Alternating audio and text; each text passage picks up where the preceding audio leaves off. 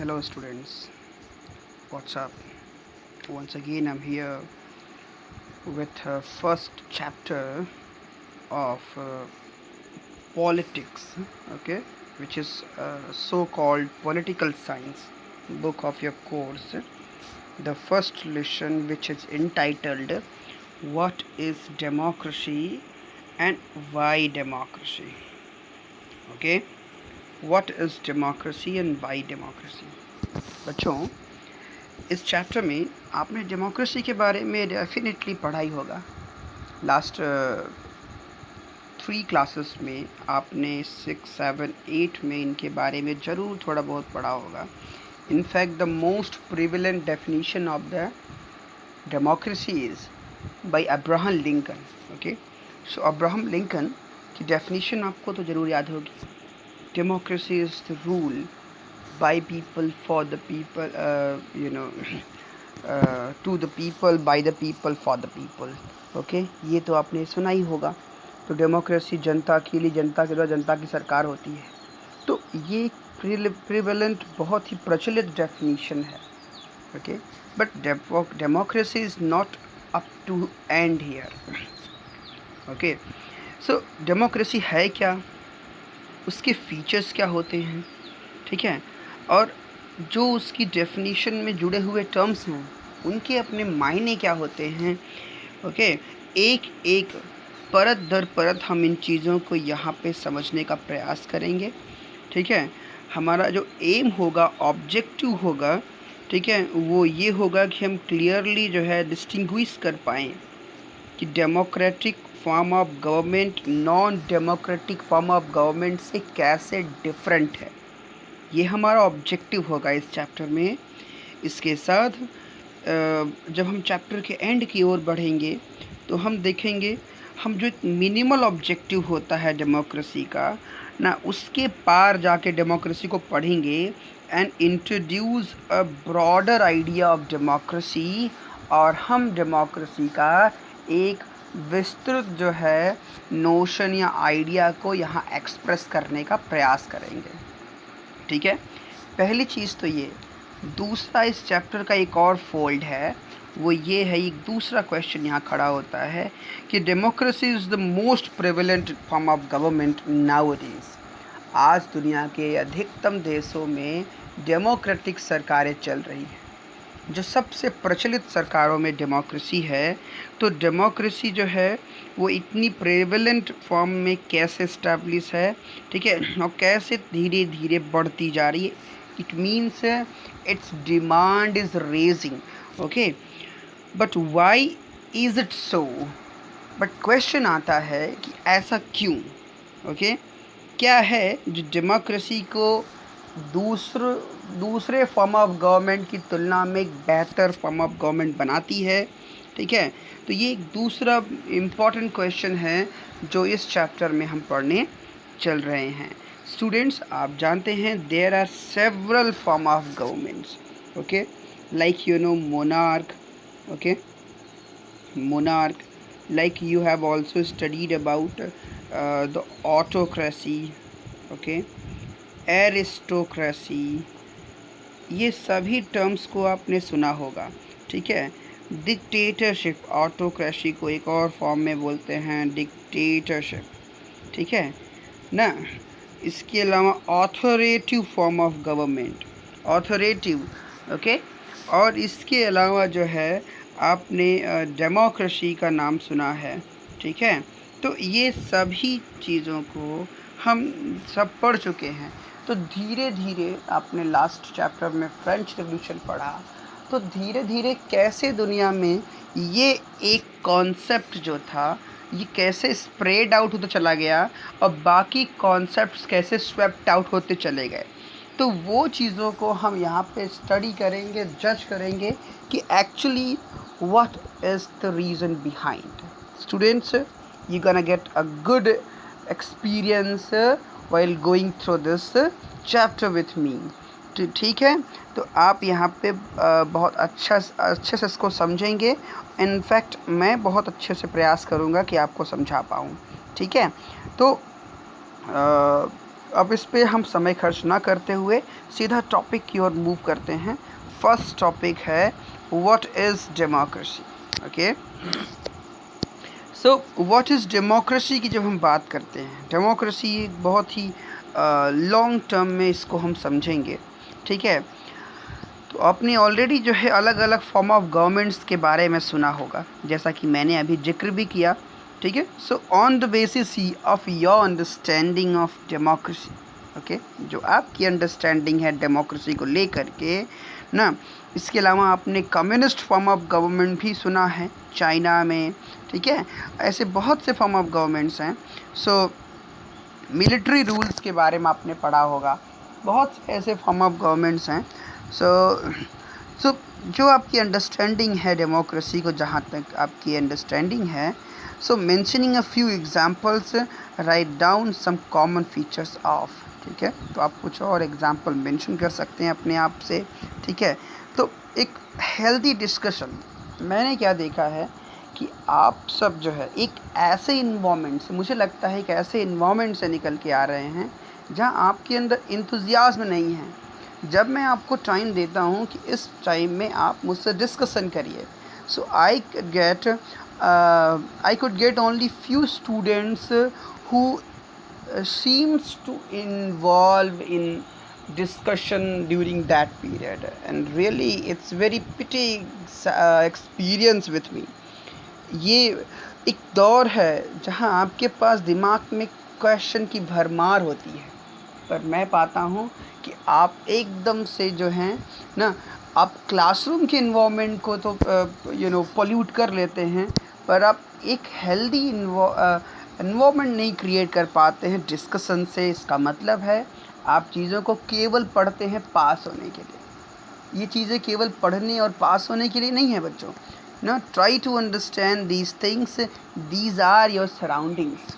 ये आपके इर्द गिर्द घूमने वाली चीज़ें हैं, और कुछ समय के बाद इन्हीं से हमें दो चार होना पड़ता है। तो हम इनके बारे में नहीं जानते रहेंगे तो पढ़े लिखे होने के बावजूद भी हम अपने आप को ना इन चीज़ों से भागते फिरेंगे, ठीक है, जब इनकी डिस्कशंस होंगी तो।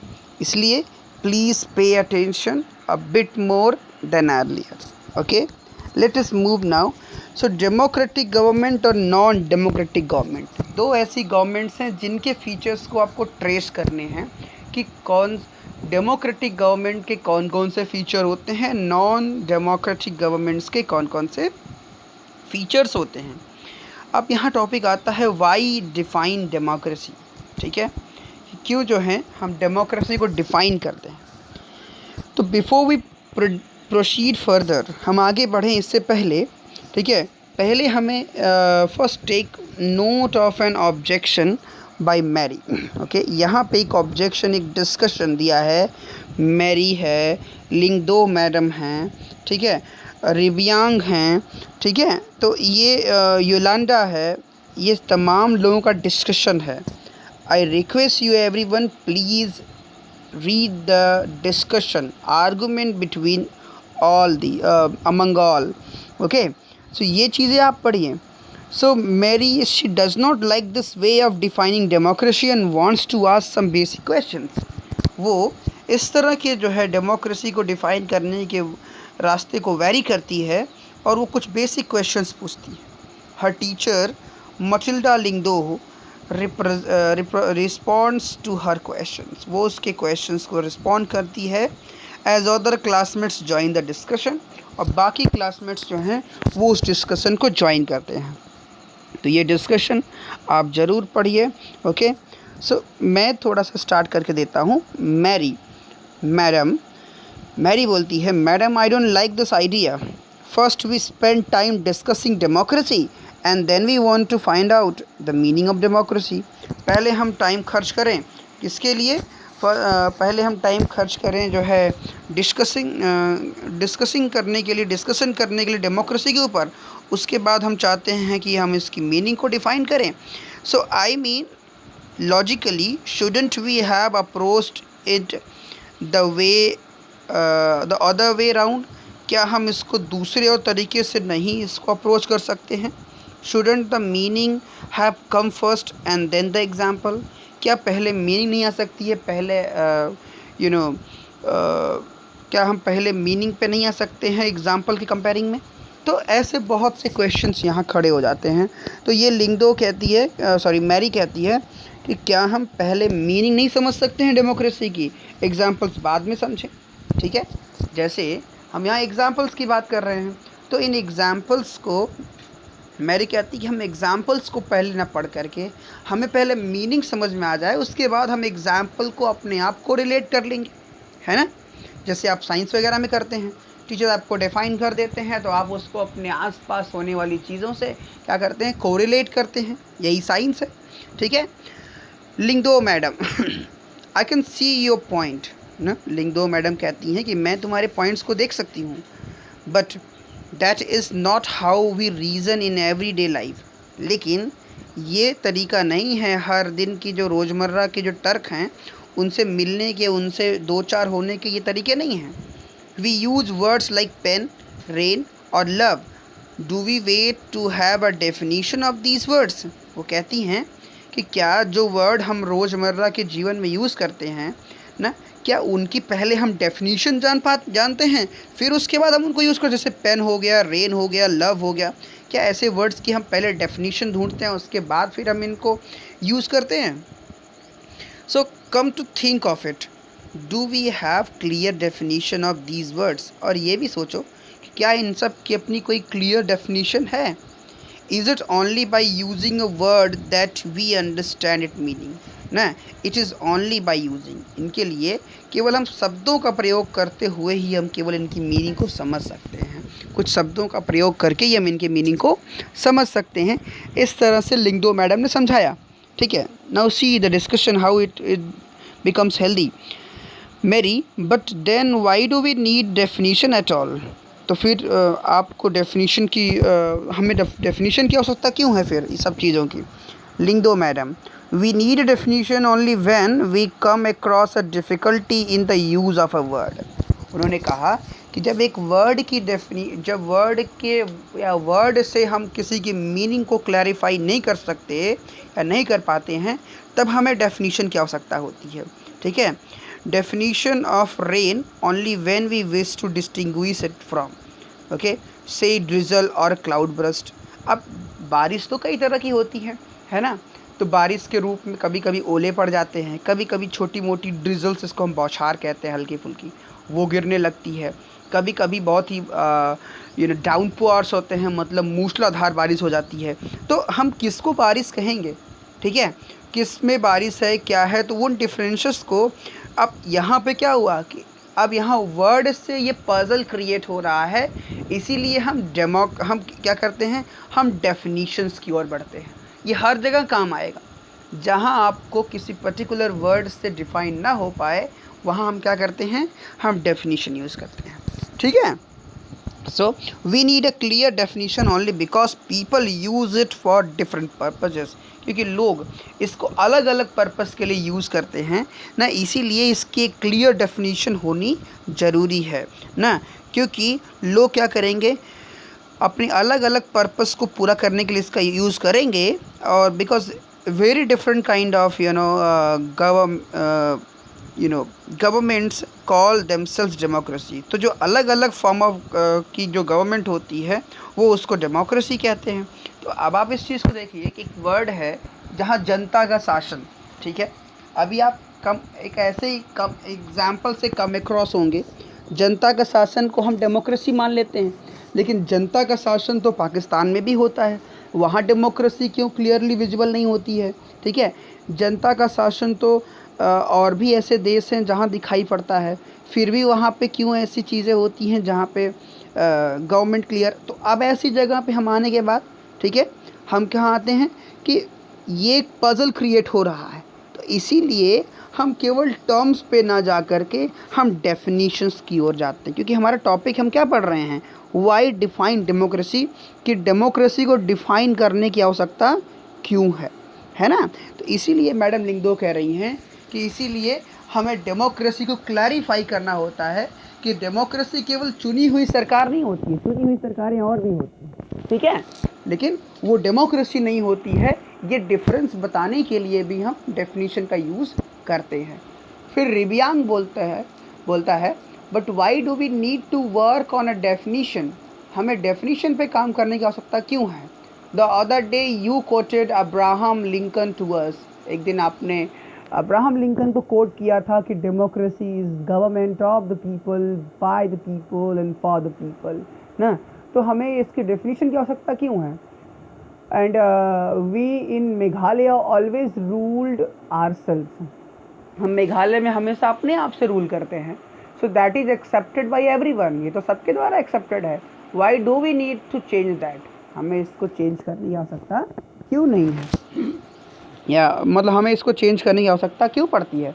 ठीक है, तो इस तरह से रिबियांग ने कहा कि अगर हम तो मेघालय में अपने आप से ही रूल रहते हैं, तो अब इसको चेंज कर या इसको जो है क्यों चेंज करने की आवश्यकता पड़ती है। तो मैडम लिंगदो कहती हैं I am saying not we need to change it, मैं नहीं कह रही हूँ कि मुझे इसे चेंज करने की आवश्यकता पड़ती है। I too find this definition very beautiful, मैं भी इस डेफिनेशन को, मतलब उसने कहा रिबियांग ने कि डेमोक्रेसी की तो आपने डेफिनेशन बता रखी है कि अब्राहम लिंकन की डेफिनेशन, तो आपको अब्राहम लिंकन की डेफिनेशन से आगे जाने की ज़रूरत ही क्या है, वो तो सफिशिएंट है, उतने में तो हो सकता है ना। तो लिंगदो मैडम कहती मैं नहीं कह रही हूँ कि ये डेफिनेशन अच्छी नहीं है, ये बहुत अच्छी डेफिनेशन है, but we don't know if this is the best way of defining unless we think about it ourselves. ठीक है, लेकिन मैडम लिंगदो कहती हैं कि ये डेफिनेशन यहीं तक सीमित नहीं है। ठीक है, हम अपनी रोज़मर्रा के जीवन में ऐसे कई तरह की चीज़ों से हम फेस टू फेस होते हैं। तो इस तरह की चीज़ों में हम किसी एक पॉइंट को, एक डेफिनेशन को हम उसको हम एक्चुअल एब्सोल्यूट मान करके हम उसको लाइफ को सरवाइव नहीं कर सकते हैं। इसलिए भी हमें डेफिनेशन को और ब्रॉडली एग्जामिन करने की आवश्यकता पड़ती है। Okay, so just because everyone accepted ना, ऐसा जिसको हर कोई एक्सेप्ट कर सके। तो योलांडा बोलती है ma'am can I suggest something, क्या मैं कुछ सलाह दे सकती हूँ।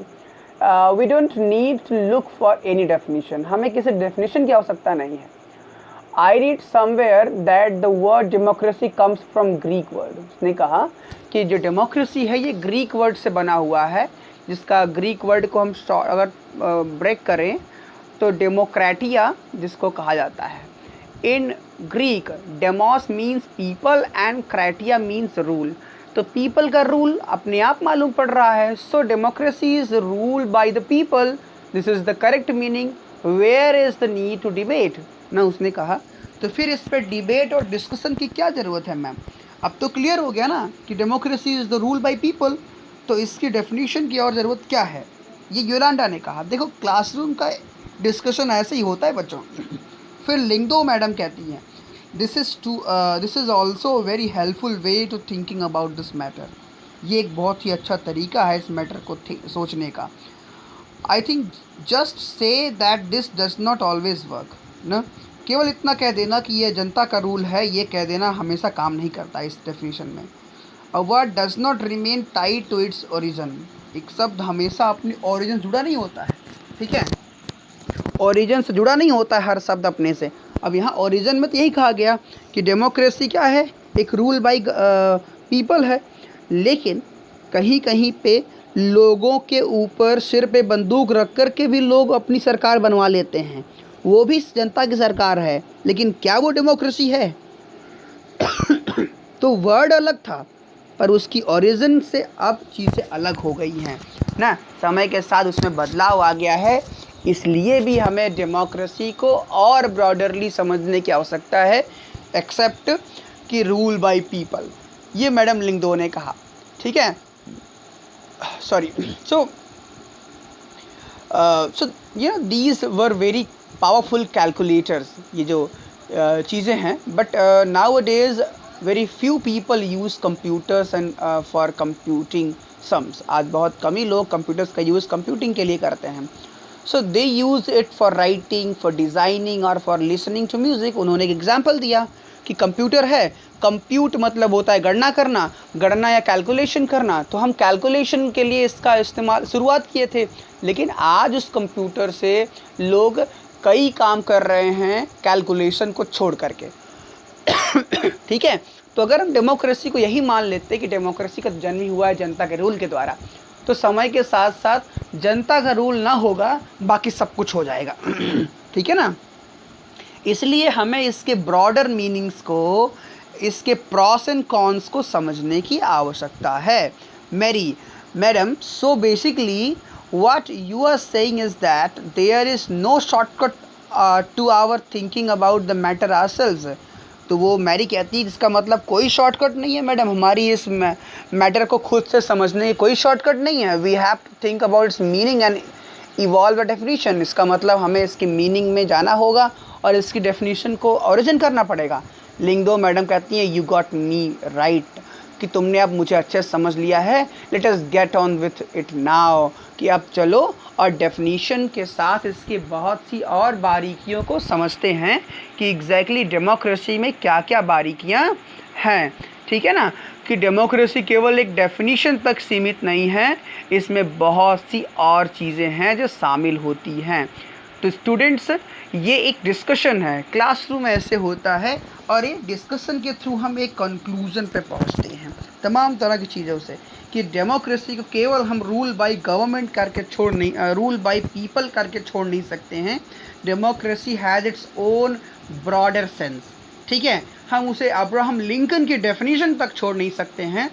डेमोक्रेसी क्या है, एक डायनेमिक कॉन्सेप्ट है, और समय के साथ साथ डायनेमिक कॉन्सेप्ट्स क्या होते रहते हैं, वो चेंज एवर होते रहते हैं, बदलते रहते हैं, और उन बदलावों के साथ हमें उनके ब्रॉडर सेंस को अप्रोच करने की आवश्यकता होती है।